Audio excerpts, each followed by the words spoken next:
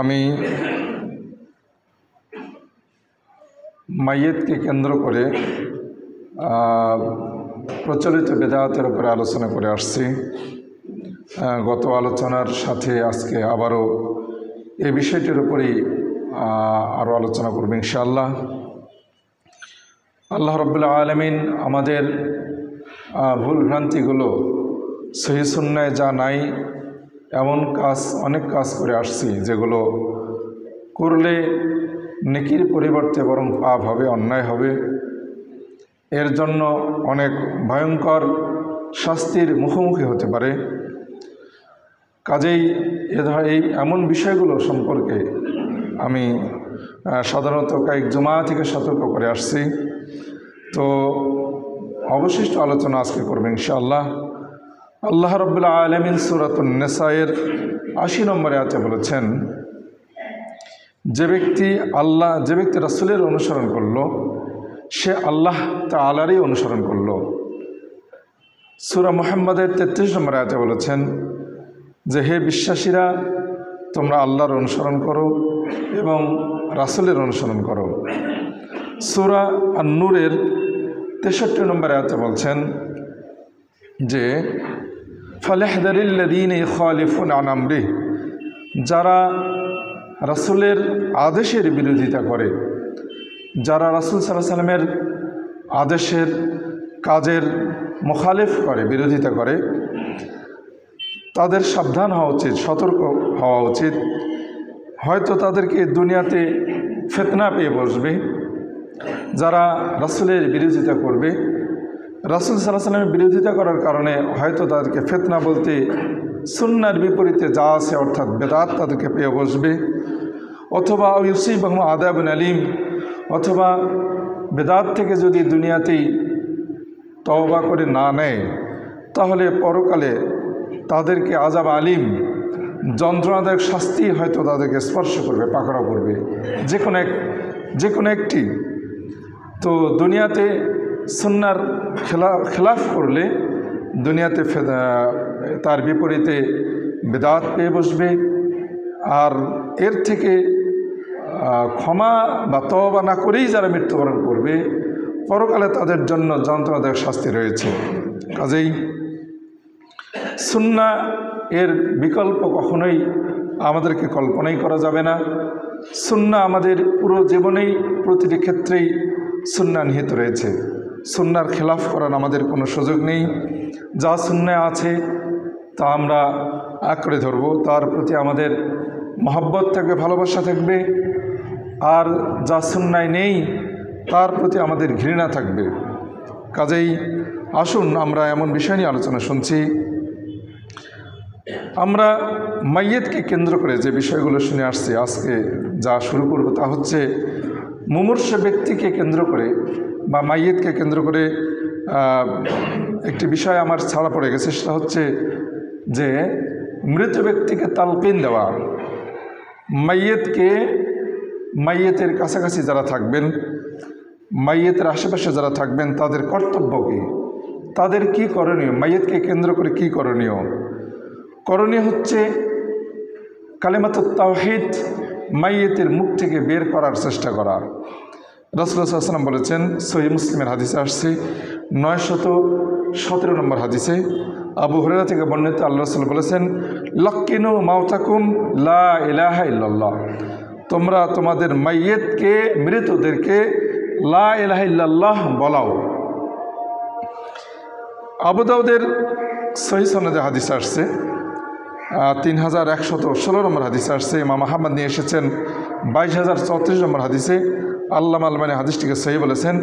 মুআয বিন জাবাল সাহাবী থেকে বর্ণিত, আল্লাহ রাসূল বলেছেন, মান কানা আখিরু কালামিহি লা ইলাহা ইল্লাল্লাহ দাখালাল জান্নাহ, যার দুনিয়ার জীবনের শেষ বাক্য হবে, শেষ কথা মুখ দিয়ে উচ্চারিত হবে, এরপরে আর কোনো কথা মুখ দিয়ে উচ্চারণ হবে না, যার শেষ কথা মুখ দিয়ে বের হবে লা ইলাহা ইল্লাল্লাহ দাখালাল জান্নাহ, সে জান্নাতে প্রবেশ করবে।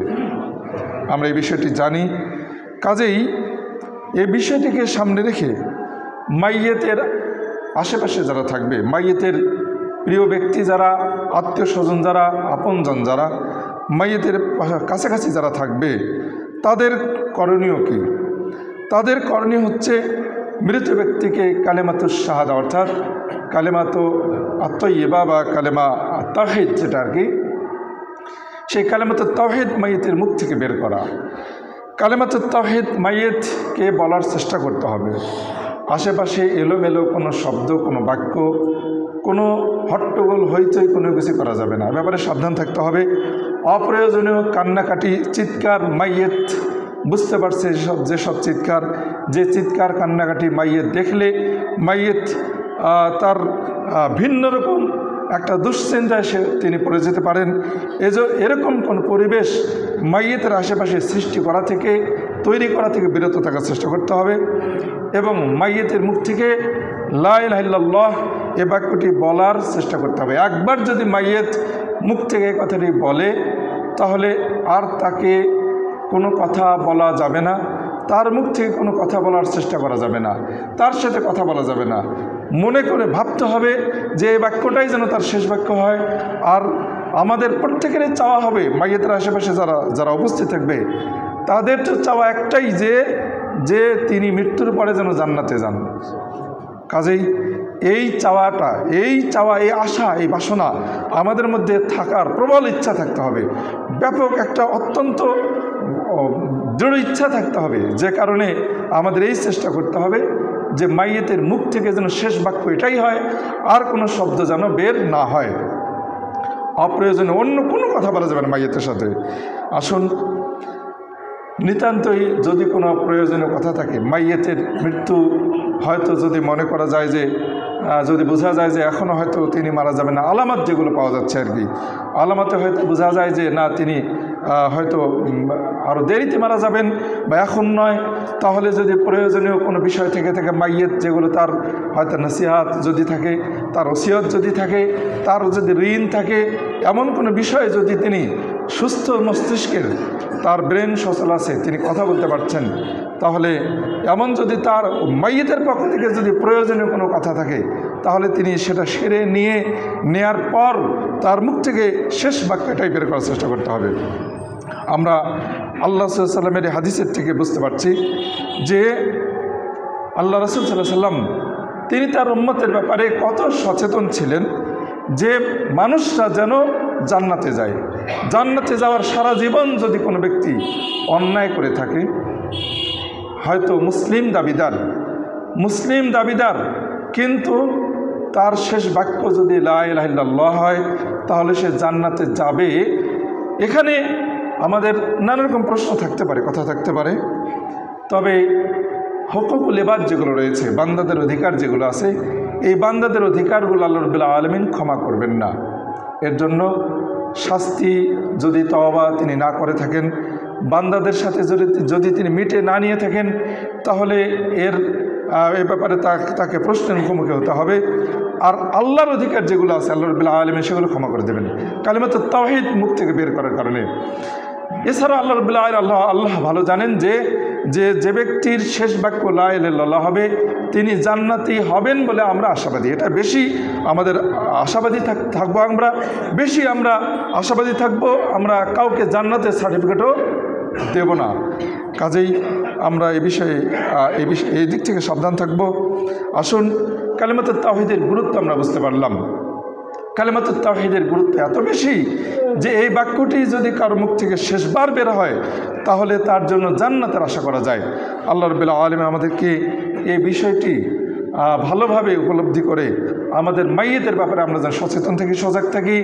আমাদের প্রত্যেকের ঘরে, প্রত্যেকের বাড়িতে এ পরিবেশ আছে এবং আসবে।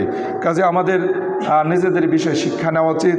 আমাদের পরিবারে যারা আছে, আমাদের ছেলেরা মেয়েরা যারা আছে তাদেরকে বিষয়গুলো আমরা শিক্ষা দেবো ইনশাআল্লাহ। এটা আমাদের উপকার হবে যখন আমরা হয়তো মুমূর্ষু অবস্থায় যাব। কে আগে মারা যাবে আল্লাহ রাব্বুল আলামিন ভালো জানেন। কাজে আমাদের মধ্যে যেন এই সুন্নাহটা জারি থাকে।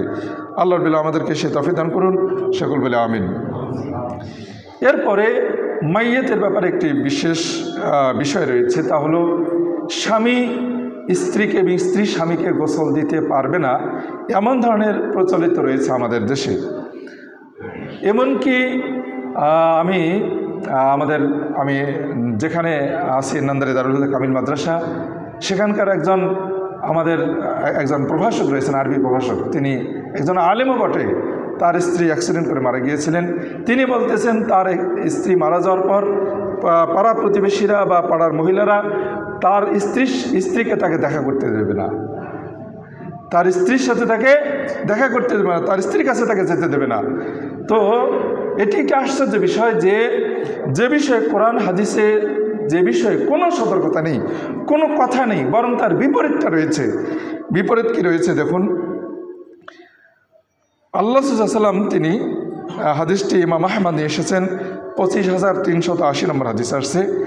রজা ইলাইয়া আয়েশা বলছেন, রজা ইলাইয়া রাসূলুল্লাহ সাল্লাল্লাহু আলাইহি ওয়াসাল্লাম মিন জানাজাতিন বিল বাকিতে একটি জানাজা সম্পন্ন করে আল্লাহ রাসূল আমার কাছে আসলেন।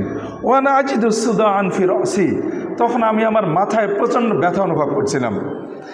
ও আকুল, আর আমি বলছিলাম ওয়া রাসা, আমার মাথা গেল, আমার শেষ হয়ে গেল, ব্যথায় শেষ হয়ে গেলাম, এভাবে আয়েশা বলতেছিলেন। আর এরপরে আল্লাহ সাল্লাম তিনি ফাকাল, আল্লাহ রাসূল বললেন বল আনা ওয়া রাসা, আল্লাহ রাসূল বললেন না, বরং আমারও মাথা ব্যথা করছে। আল্লাহ রাসূল এই কথাটি বললেন।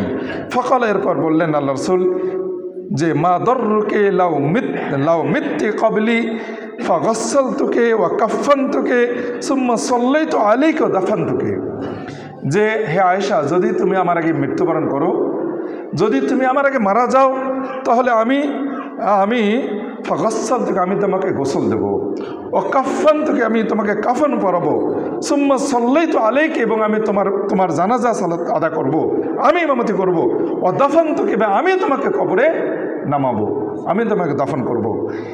হাদিসটি ইমাম আহমদ 25,380 নম্বর হাদিসে নিয়ে আসছেন। ইবনে মাজাহ নিয়ে আসছেন 1456 নম্বর হাদিসে। সহিহ আল-আলবানী ফি সহিহ ইবনে মাজাহ, ইবনে মাজাহর সহিহ সিরিজের মধ্যে আল্লামা আলবানী হাদিসটিকে প্রথম খণ্ডে 247 নম্বর হাদিসে সহিহ বলেছেন। কাজেই এত অকাট্য দলিল থাকা সত্ত্বেও আমাদের দেশের বিপরীত একটি রেওয়াজ কী করে চালু হয়েছে আল্লাহ আলাম, আল্লাহ রাব্বুল আলামিন ভালো জানেন। এটি একটি বেদাত, এটি একটি কাল্পনিক মাসালা, এটি একটি কী বলা চলে বানোয়াট একটি মাসালা, যেটা কিভাবে চালু হয়েছে আল্লাহ রাব্বুল আলামিন ভালো জানেন। কাজেই স্বামী স্ত্রীকে, স্ত্রী স্বামীকে মৃত্যুর পরে একে অপরকে অবশ্যই দেখতে পারবে, গোসল দিতে পারবে, এবং স্বামী যে অন্যান্য যে কাজগুলো অর্থাৎ দাফন কার্য যেটা স্ত্রী পারবে না, স্বামী স্ত্রীর জন্য সেটা করতে পারবেন, হাদিসে স্পষ্ট। এছাড়াও আর প্রমাণ আছে। আসমা বিনতে উমাইস রাদিয়াল্লাহু আনহা, আসমা বিনতে উমাইস সাহাবী থেকে বর্ণিত, মহিলা সাহাবী, তিনি বলছেন আন্না ফাতেমা রাদিয়াল্লাহু আনহা আওসাত, ফাতেমা রাদিয়াল্লাহু আনহা ওসিয়ত করেছিলেন আইয়ুগাসসালাহা আলীউন রাদিয়াল্লাহু আনহু, যেন ফাতেমাকে তার স্বামী আলী ফাতেমাকে যেন গোসল দেন, আলীর জানহু যেন ফাতেমাকে গোসল দেন। এই ওসিয়াত করেছিলেন কে? ফাতেমা নিজেই স্বয়ং। কাজেই কোরআন সুন্নায় নেই, বৈধ নয় এমন একটি কাজ ফাতেমা করতে বললেন। আজকে আমরা যে দৃষ্টি রয়েছি, যে চিন্তায় রয়েছি, যে মাসালায় রয়েছি, সেই হিসেবে আমরা একটা বিশাল বিভ্রান্তিতে রয়েছি। ফাতেমা এটি কি করে করতে পারেন যদি এটা হারাম হয়ে থাকে? অতএব অবশ্যই এটি সুন্নাহ, এটি করা বৈধ। আজকে যারা এই বিপরীত একটি মাসালা শুনছি, মানছি, বিশাল বিভ্রান্তির মধ্যে রয়েছি, একটি বেদাতি চিন্তা, একটি বানোয়াট মাসালার মধ্যে রয়েছি। আল্লাহ আমাদেরকে এই বিষয় থেকে উঠে আসা তৌফিক দান করুন।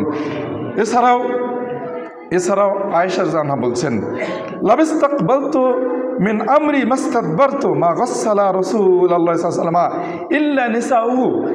হাদিসটি ইবনে আবু দাউদ নিয়ে আসছেন 3141 নম্বর হাদিসে, ইবনে মাজাহ 1464, আহমদ নিয়ে এসেছেন 26,306 নম্বর হাদিসে।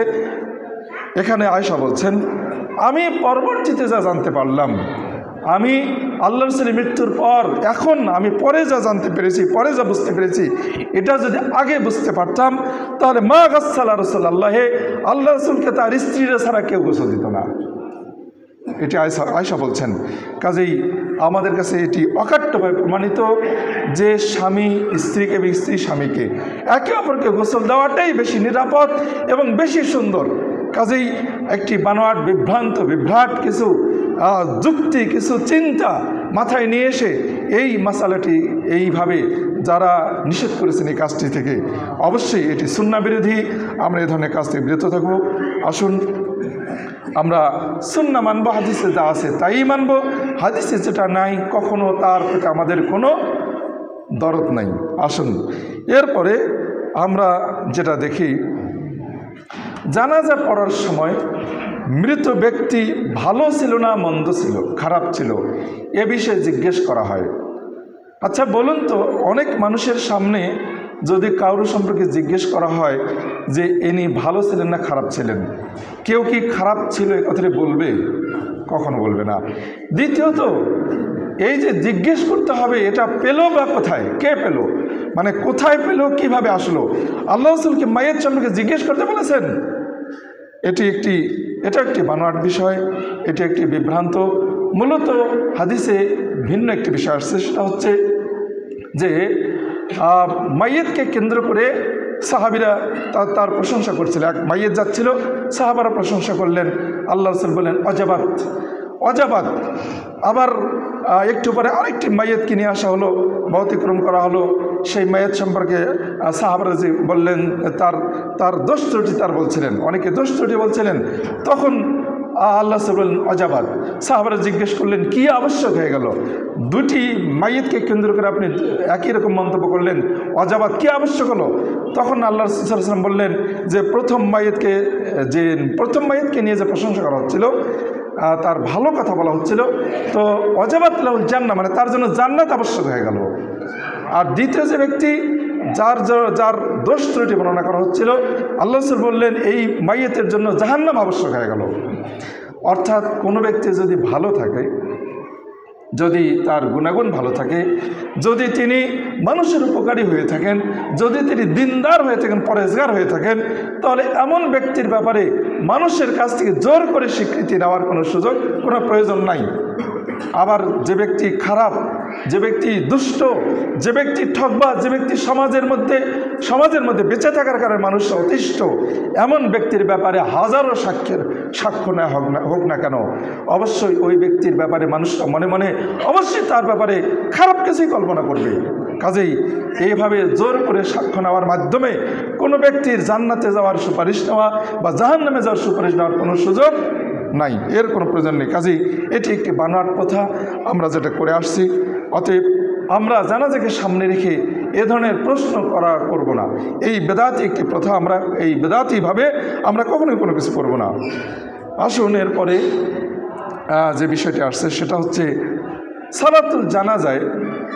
সালাতুল জানাজার পদ্ধতি, যেটা আর কি সূরাতুল ফাতিহা এবং অন্য সূরা জোরে পাঠ বা আস্তে পাঠ, এবং সূরা ফাতিহা পাঠ করতে হবে কিনা, এ বিষয়টি হাদিসে যেটি স্পষ্টভাবে আসছে। হাদিসটি হচ্ছে আবু উমামা সাহাবী থেকে বর্ণিত। তিনি বলছেন as-সুন্নাতু ফিস সালাতে আলাল জানাজা সালাতের ব্যাপারে সুন্নাহ হচ্ছে আইয়াকরা ফিত তাকবীরাতিল উলা বিউম্মিল কোরআন মুখাফাতাতান, যে প্রথম তাকবীর দেওয়ার পর সূরা ফাতিহা আস্তে পাঠ করা, এটা হলো সুন্নাহ। তারপরে আরেকটি সূরা, ছোট সূরা বা কোনো আয়াত পাঠ করা, এটাও সুন্নাহ। এই হাদিসে এই বিষয়টি আসেনি। সুম্মা ইউকাব্বিরু, এরপর সুম্মা ইউকাব্বিরু সালাসান, এরপর তিনি পরপর তিনবার তিনটা তাকবীর দিলেন, অর্থাৎ সূরা ফাতিহা অন্য একটি সূরা পড়ে তাকবীর দিলেন, এরপর দরুদ ইব্রাহিম পাঠ করলেন, তারপর আবার তাকবীর দিলেন, এরপর মাইয়িতের জন্য দোয়া করলেন, তৃতীয় তাকবীরের পরে ওয়াত-তাসলিম ইনদাল আখিরা, শেষ তাকবীরে চতুর্থ তাকবীর দেওয়ার পর সালাম ফিরলেন। হাদিসটি ইমাম নাসাই নিয়ে আসছেন কিতাবুল জানাজা অধ্যায়ের মধ্যে এবং দোয়ার অধ্যায় আর কি। আল্লামা আলবানী হাদিসটিকে সহি বলেছেন, 1988 নম্বর হাদিস আসছে। কাজেই বোঝা যাচ্ছে যে সালাতুল জানাজায় সূরা ফাতিহা পাঠ আস্তে পড়াটা হলো সুন্নাহ। এরপরে আরেকটা হাদিস আসছে ইবনে আব্বাস রাদিয়াল্লাহু আনহু থেকে বর্ণিত। তিনি বলছেন ক্বালা তালহা ইবনে আব্দুল্লাহ ইবনে আউফ, তালহা বিন আব্দুল্লাহ বিন আউফ সাহাবী বলছেন সাল্লাইতু খালফা ইবনে আব্বাসিন, আব্দুল বিন আব্বাসের পিছনে আমি সালাত আদা করেছি, আলা জানাজা, একটি জানাজায়, ফাকরা বিফাতিহাতিল কিতাব, তিনি সূরা ফাতিহা পাঠ করলেন, জোরে করে পাঠ করলেন। জোরে করে পাঠ করার পর তিনি সালাতুল জানাজার শেষে তিনি বললেন আমি এজন্যই জোরে পাঠ করলাম লে তা'লামু আন্না সুন্নাহ, তোমরা এটা এই বিষয়টা যাতে করে জেনে নাও যে সূরা ফাতিহা পাঠ করাটা সুন্নাহ, এই জন্য আমি জোরে পাঠ করেছি। হাদিসটি ইমাম বুখারী নিয়ে আসছেন কিতাবুল জানায়েজের মধ্যে, এবং বাবু কিরাআতি ফাতিহাতিল কিতাব আলাল জানাজা, জানাজা সালাতের অর্থাৎ মাইয়িতের উপরে সূরা ফাতিহা পাঠ প্রসঙ্গে পরিচ্ছেদ, এই পরিচ্ছেদে ইমাম বুখারী নিয়ে আসছেন 1335 নম্বর হাদিসে। কাজেই এই দুটি হাদিসকে সামনে রেখে আমরা সালাতুল জানাজায় সূরা ফাতিহা পাঠ করি, জোরে পড়ি বা আস্তে পড়ি। আমরা আস্তে পড়ি, আমরা জোরে পড়ি সাধারণত, আস্তে সাধারণত আহলুল হাদিস আমরা কম পড়ি। তো মূলত হচ্ছে যারা ইতিমধ্যে মক্কা এবং মদিনায় যারা গিয়েছেন তারা আপনারা দেখতে পাবেন সেখানে আস্তে করেই জানাজায় কেরাত পড়া হয়, জোরে পড়া হয় না। কাজে আস্তে পড়াটাই সুন্নাহ, কিন্তু আমরা জোরে পড়ি আব্দুল্লাহ আব্বাসের উক্তিকে কেন্দ্র করে, যে যাতে করে মানুষরা জানতে পারে যে এটা পড়াটা সুন্নাহ, এই জন্য আমরা অনেকে জোরে পড়ি। কাজেই যদি আমরা সবসময়ই জোরে পড়ি, বরাবরই জোরে পড়ি, এবং এটাই যদি আমরা একেবারে চূড়ান্ত প্রথা হিসেবে আমরা গ্রহণ করি, তাহলে আবার 100 সুন্নাহর উপরে আমল হচ্ছে না।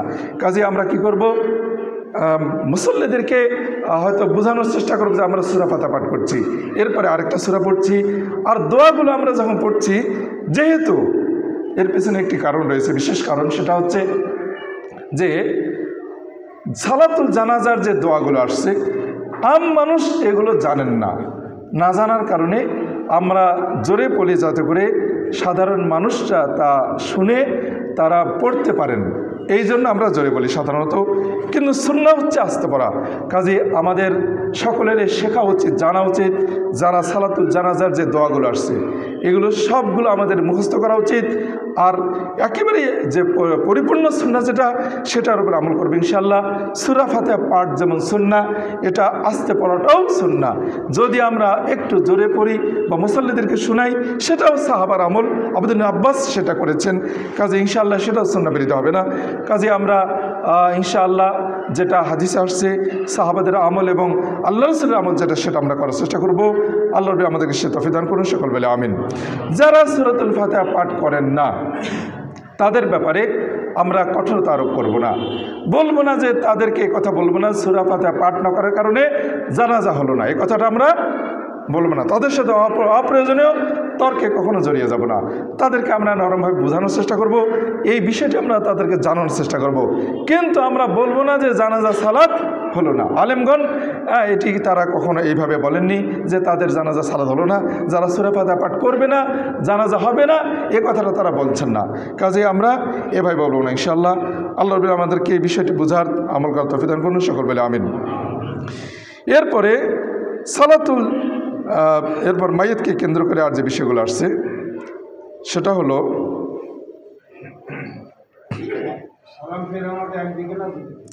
জি সালাম ফেরার ব্যাপারে যেটা আসছে আর কি, আমরা সকলেই সুন্দর একটি প্রশ্ন।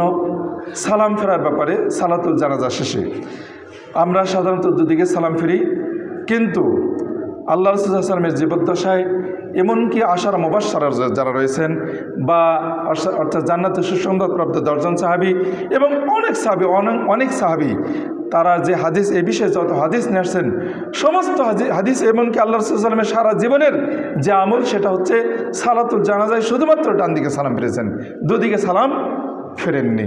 আমরা যারা ইতিমধ্যে মক্কা মদিনায় যারা গিয়েছি আমরা দেখতে পেয়েছি আলহামদুলিল্লাহ, সেখানে এমন কোনো ওয়াক্ত নেই যে সালাতুল জানাজা হয় না, আর প্রতিটি সালাতের মধ্যেই মাত্র একদিকেই সালাম ফেরা হয়, অর্থাৎ ডান দিকে, কেবলমাত্র বাম দিকে নয়। কাজেই এটাই মূলত সুন্নাহ, একদিকে সালাম অর্থাৎ ডান দিকে সালাম ফেরাটাই সুন্নাহ। কিন্তু যদি দুই দিকে সালাম ফেরেন, সেখানে আলেমদের ইজতিহাদ রয়েছে। আমরা এটাকে কেউ এমনকি উল্লেখযোগ্য আলেম যারা রয়েছেন, এমনকি আল্লামা আলবানী রাহিমাহুল্লাহ এবং আরও অনেক আলেম রয়েছেন যারা দুই দিকে সালাম ফেরার পক্ষে মতামত দিয়েছেন। কারণ সালাতুল জানাজা যেহেতু একটি সালাত, এই জন্য দুই দিকে সালাম ফেরা জায়েজ, সালাম ফেরা বৈধ, সালাম ফিরতে হবে। কেউ বলেছেন সালাম ফিরলে অসুবিধা নেই, সুন্নাহর খেলাফ হবে না, এটা কেউ বলছেন। কিন্তু আল্লাহর সুন্নাহ হচ্ছে ডান দিকে সালাম ফেরা, এটি হচ্ছে খাঁটি সুন্নাহ, এটাই চূড়ান্ত, এটাই আল্লাহ রাসূল সাল্লাল্লাহু আলাইহি ওয়াসাল্লামের আমল। কাজে আমরা যাদের দ্বারা সম্ভব হবে, সক্ষমতা হবে, আমরা যারা এই সুন্নাহকে বাস্তবায়ন করতে যারা আমরা সক্ষম হব, ইনশাআল্লাহ আমরা এই সুন্নাহটি বাস্তবায়ন করব। আল্লাহ আমাদের তৌফিক দান করুন, সকল বলে আমিন। এরপরে মাইয়েতকে কেন্দ্র করে আরও যেটা আমরা দেখি, মাইয়েত তিনি যখন মারা যান তখন তার খাটলির পার্শ্বে বসে দেখা যায় যে অনেকেই সম্ভবত এইদিকে চালু রয়েছে। এক ভাই আমাকে বললেন যে মাইয়েতের পা ধরে বা পায়ের কাছে বসে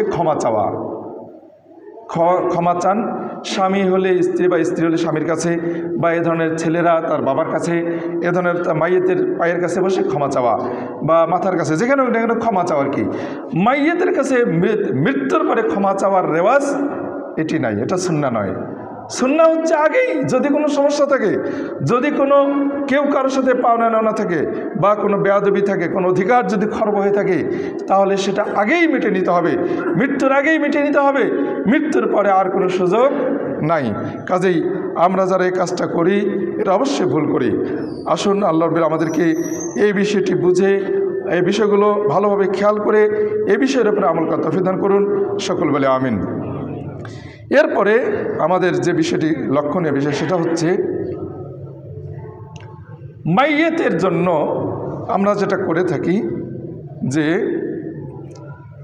তার পক্ষ থেকে সালাতের ব্যাপারে একটি মাসালা প্রচলিত রয়েছে যে মাইয়েতের সালাতের ব্যাপারে কাফারা দেওয়া, এটি আমাদের দেশে প্রচলিত আছে। এটি একটি বানোয়াট বিষয়, এটি একটি বেদাত, এটি সম্পূর্ণ সুন্নাহ বিরোধী। কারণ সালাতের ব্যাপারে কোনো কাফারা নেই। কোনো ব্যক্তি যদি মারা যান, তার যতক্ষণ পর্যন্ত হুশ থাকবে ততক্ষণ পর্যন্ত তাকে সালাত আদায় করতে হবে। আলেমগণের এই বিষয়ে মাসালা হাদিসকে কেন্দ্র করে আল্লাহ রাসূল বলেছেন সল্লে কাইমান, সহিহ বুখারীর 1117 হাদিস আসছে যে তুমি দাঁড়িয়ে সালাত আদায় করো। ফাইল্লাম তাস্তাতে ফা কায়দান, যদি তুমি দাঁড়িয়ে সালাত আদায় করতে না পারো তাহলে বসে পড়ো। ফাইল্লাম তাস্তাতে, যদি তুমি বসেও না পারো তাহলে ফা আলা জামবিন, তাহলে পার্শ্বে অর্থাৎ শুয়ে পার্শ্বের উপরে শুয়ে তুমি সালাত আদায় করো। এই হাদিসকে সামনে রেখে যে ব্যক্তি অসুস্থ ব্যক্তিকে যে কোনোভাবেই হোক তাকে সালাত আদায় করতে হবে। যে ব্যক্তি এই কয়েক অবস্থায় সালাত আদায় করতে পারবেন না, অর্থাৎ দাঁড়িয়ে পড়তে পারবেন না বসে পড়বেন, বসে পড়তে পারবেন না শুয়ে পড়বেন, শুয়ে তিনি তার অঙ্গ প্রত্যঙ্গ নাড়াচাড়ার মাধ্যমে তিনি সালাত আদায় করবেন এবং মুক্তি উচ্চারণ করবেন, অঙ্গ প্রত্যঙ্গ নাড়াচাড়া করবেন। এরপরে আলেমগঞ্জ যেটি বলছেন যে মাসলুল অর্থাৎ প্যারালাইজড যে ব্যক্তি, যে অঙ্গ প্রত্যঙ্গ নাড়াচাড়া করতে পারছেন না কিন্তু উচ্চারণ করতে পারছেন, তাহলে অঙ্গ প্রত্যঙ্গ নাড়াচাড়া না করেই উচ্চারণ করার মাধ্যমে তিনি কিয়াম করছেন, রুকু করছেন, সাজদা করছেন, এটা তিনি দাঁড়িয়ে কেবল শুয়ে উচ্চারণ করে দোয়া জিকির যেগুলো রয়েছে এগুলো উচ্চারণ করে তিনি তার নিয়াতের মাধ্যমে কিয়াম, রুকু, সাজদা এগুলো করবেন। এরপরে আবার এমন প্যারালাইজড ব্যক্তি রয়েছে যিনি উচ্চারণও করতে পারছেন না, অঙ্গ প্রত্যঙ্গ নড়াচড়া করতেই পারছেন না, এমনকি উচ্চারণও করতে পারছেন না, কিন্তু তার হুঁশ আছে, আপনারা যা বলছেন তা তিনি বুঝতে পারছেন। এমনকি তিনিও কোনো কিছু হয়তো বোঝানোর চেষ্টা করুন না নাই করুন, কিন্তু আপনারা যা বলতেছেন তা তিনি বুঝতে পারছেন। তো এমন ব্যক্তিকে, যিনি কথা বলতে পারছেন না, অঙ্গ প্রত্যঙ্গ নড়াচড়া করতে পারছেন না, কিন্তু আমাদের কাছে বুঝতে পারছেন, এমন ব্যক্তিকে স্মরণ করে দিতে হবে যে এখন জোহরের সালাত চলছে, সালাত আদায় করুন, এখন আসরের সালাত সময় হয়েছে, এখন আসরের সালাত আদায় করুন, এভাবে তাকে স্মরণ করে দিতে হবে। স্মরণ করে দেওয়ার মাধ্যমে তার মাধ্যমে সালাত আদায়ের চেষ্টা করতে হবে।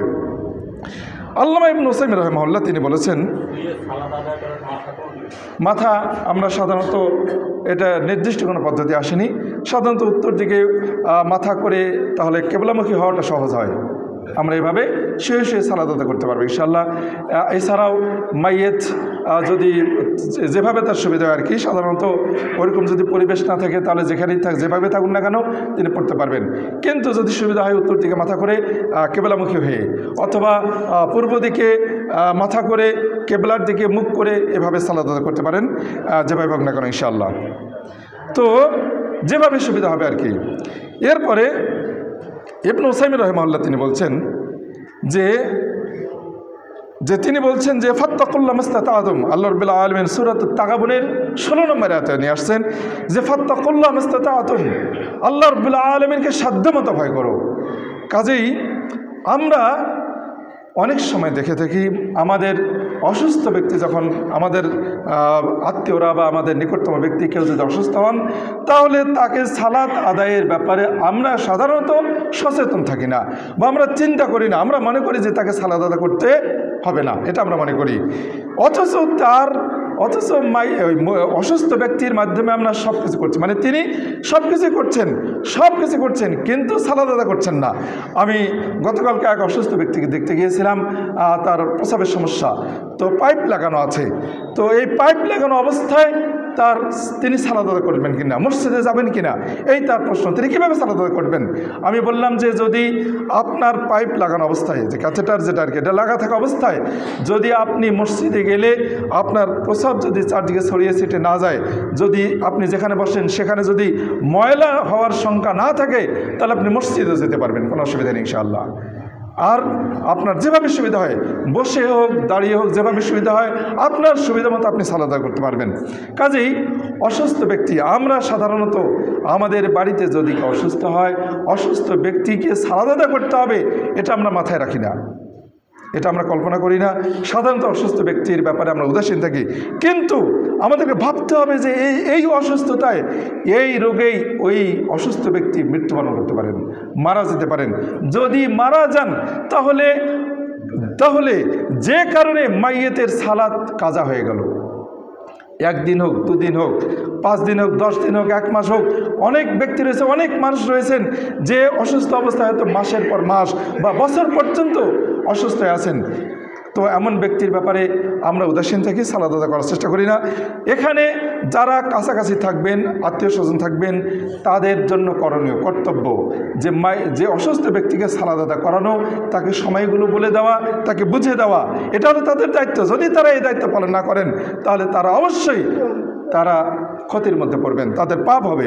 আর পাশাপাশি অসুস্থ ব্যক্তিকে, অনেক অসুস্থ ব্যক্তি আছেন যে তিনি সালাত আদায় করতে আগ্রহী নন, বা তার ওরকম মনমানসিকতা নেই, সবই বোঝেন কিন্তু সালাত আদায়ের প্রতি তার কোনো আকর্ষণ নাই। এটা একটি ভয়ঙ্কর বিষয়। আমরা সকলেই জানি সাধারণত যে আল্লাহ রাসূল বলেছেন যে মৃত্যুর সারা জীবন কোনো ব্যক্তি ভালো কাজ করলো আর মৃত্যুর মাত্র 1 বিঘত বাকি রয়েছে বা 1 হাত বাকি আছে, এমন অবস্থায় যদি কোনো ব্যক্তি পাপের অবস্থায় মারা যায় তাহলে সে জাহান্নামে চলে যাবে। আবার সারা জীবন খারাপ কাজ করলো, ঠিক মুমূর্ষু অবস্থায় যদি কোনো ব্যক্তি ভালো কাজ করে, হতে পারে আল্লাহ রাব্বুল আলামিন তাকে জান্নাত দান করতে পারবেন বা তিনি জান্নাতে যাবেন। কাজেই এই যে মুমূর্ষু অবস্থায় যারা সালাত আদায়ের প্রতি আগ্রহী থাকেন না, বুঝতে হবে যে ওই মুমূর্ষু ব্যক্তির একটি অনেক বড় ওই অসুস্থ ব্যক্তি অনেক বড় বিপদে রয়েছেন, অনেক বড় একটি ফিতনার মধ্যে রয়েছেন, পাপের মধ্যে রয়েছেন, ভিন্ন কোনো চিন্তায় রয়েছেন, দুনিয়াবি কোনো টেনশনে আছেন, যেগুলো অতীত জীবনের একটা কুফল তার উপর বর্তাচ্ছে। আসুন আমরা এই বিষয়ে অত্যন্ত সাবধান থাকবো, সচেতন থাকবো। কখনোই আমরা এই বিষয়টি এমনটা ভাববো না যে অসুস্থ ব্যক্তি সালাত আদায় না করলেও চলবে। কাজেই আমরা সাধারণত এমন কোনো ব্যক্তি যদি মারা যান তার পক্ষ থেকে সালাত আদায় করে দিতে পারবো কিনা, এমন ব্যক্তির পক্ষ থেকে সালাত আদায় করে দিতে পারবো কিনা, একমাত্র সালাত অসুস্থ ব্যক্তির মাইয়ের যিনি মারা গেলেন তার পক্ষ থেকে হজ আদা করা জায়েজ রয়েছে, সিয়াম আদা করা জায়েজ রয়েছে, সাদাকা করা জায়েজ রয়েছে, তার পক্ষ থেকে অন্যান্য কাজগুলো করা জায়েজ রয়েছে। কিন্তু এই সালাত আদায় এবং কোরআন তেলাওয়াত, যেটা আর কি আজকাল অনেকেই মৃত ব্যক্তি মারা যাওয়ার পর যে তার নামে কোরআন খতম করা হয়, তার জন্য কোরআন বকশিয়ে দেওয়া হয়, এই যে একটি বিদআতি প্রথা। পাশাপাশি মাইয়েতের পক্ষ থেকে সালাতের ব্যাপারে কাফারা দেওয়া হয়, এটি একটি বানোয়াট মাসালা। এই বানোয়াট কাজটি আমরা কখনো করবো না ইনশাআল্লাহ। কারণ যতক্ষণ পর্যন্ত কোনো মানুষ কারোর মধ্যে আকল থাকবে, বিবেক থাকবে, ততক্ষণ পর্যন্ত তাকে সালাত আদায় করতে হবে। আর যখন তার বিবেক লোপ পেয়ে যাবে, তার থেকে আল্লাহ রাব্বুল আলামিন তার পাপ লিখবেন না। কারণ আল্লাহ রাসূল বলেছেন রুফিয়াল কালাম আন সালাস, 3 ব্যক্তির থেকে কলমকে উঠে নেওয়া হয়েছে, পাপ লেখা হয় না। একজন হচ্ছে, একটা হলো শিশু, আরেকটা হলো পাগল, আরেকটা হচ্ছে যে ঘুমন্ত ব্যক্তি। শিশু, পাগল এবং ঘুমন্ত, এই 3 ব্যক্তির পাপ লেখা হয় না। কাজেই যার ব্রেন লোপ পেয়ে গেছে, ইনি তো পাগল তুল্য, বা তার হুঁশ নাই যেহেতু, বা বেহুশ ব্যক্তি, এই বেহুশ ব্যক্তি তার উপরে সালাত নাই। কাজেই তার এমন ব্যক্তি বাদ দিয়ে যতক্ষণ পর্যন্ত হুঁশ থাকবে তখন পর্যন্ত তাকে সালাত আদায় করতে হবে। কাজেই যখন বেহুশ হয়ে যাবে, তার ব্যাপারে, সালাতের ব্যাপারে আমাদের কোনো টেনশন নেই। আসুন আমরা এই বিষয়টি ভালোভাবে খেয়াল করব। আল্লাহ রাব্বুল আলামিন আমাদেরকে, আমরা যা শুনলাম এর উপরে আমল করার চেষ্টা করব। সকল বলে আমিন, আমিন, রাহমাকুল্লাহ।